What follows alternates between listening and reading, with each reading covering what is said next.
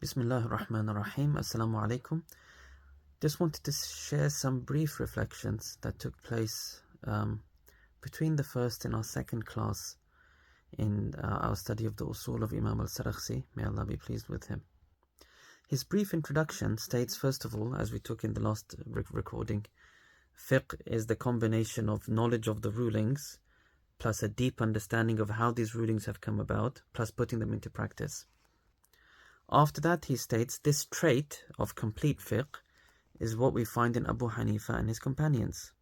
Then he says that's why he chose to serve the fiqh of this group by writing, as we saw, his very large commentary on the fiqh of Abu Hanifa called the Mabsut.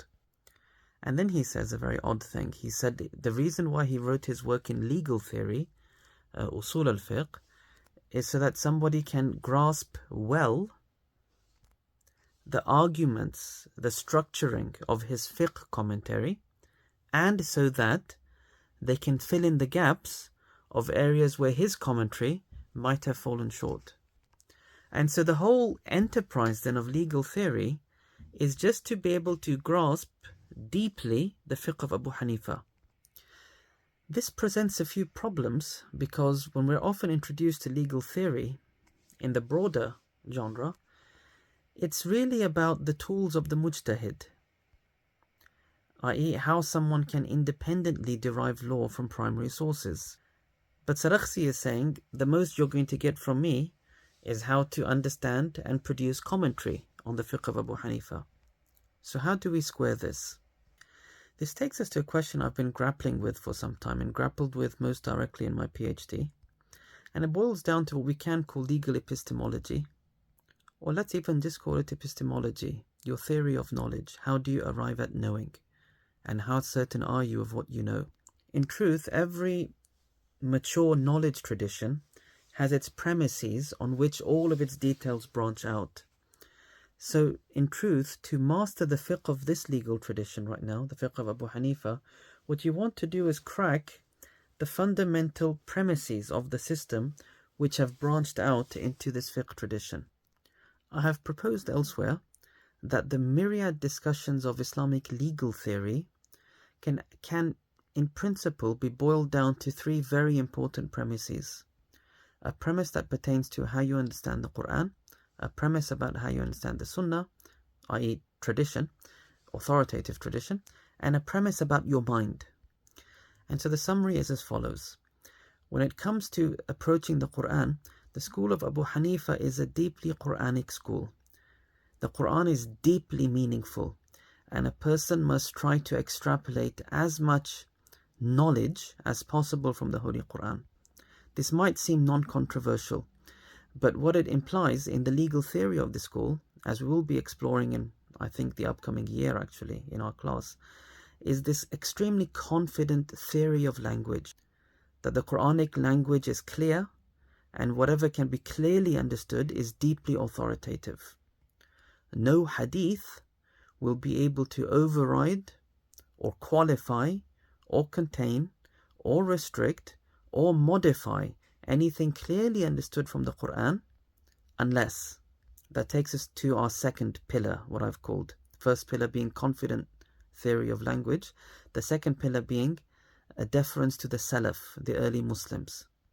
The second point states as follows. The only hadith that can modify, qualify, constrain, restrict the meaning of the Quran is a hadith that we know was accepted by the Salaf, the jurists, the scholars of the Salaf, meaning really the generations before Abu Hanifa, the Sahaba and the Tabi'een. And so that's why the school is, I call it, deeply Salafi in its understanding of tradition. Why this long-winded explanation to Sarakhsi's introduction? But this is why the usul of a school like Abu Hanifa's can never claim to take you to a place where you no longer need the jurists of the Salaf and you can go straight to the hadiths to extract law, because law comes from the jurists of the Salaf. That's how the premise of the school is constructed, and that was the premise of the early community, as can be demonstrated elsewhere. The third pillar, the third strong premise on which the school appears to be based, is this idea that the mind really is capable of grasping the sense of the law, to make sense of the law. The law is sensible to the mind, and the mind is expected to reason with the law, to therefore extend it to areas where the law has not spoken in revelation. And what makes the school of Abu Hanifa stand out in this regard is the premise that we are more sure of the mind's ability to make sense of the law than we are of the accuracy of a hadith report from one narrator, from one narrator, from one narrator. Both are probabilistic, both can err.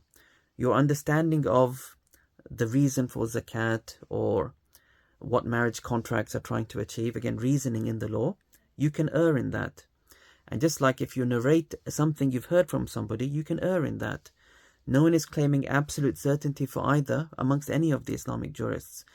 But the premise of Abu Hanifa's school is we are more sure of the repeated, ongoing patterns of the law telling us about what the lawmaker, Allah, wants from us, than the error that can creep into hadith narration, where these hadiths were not accepted by the Salaf of the Ummah.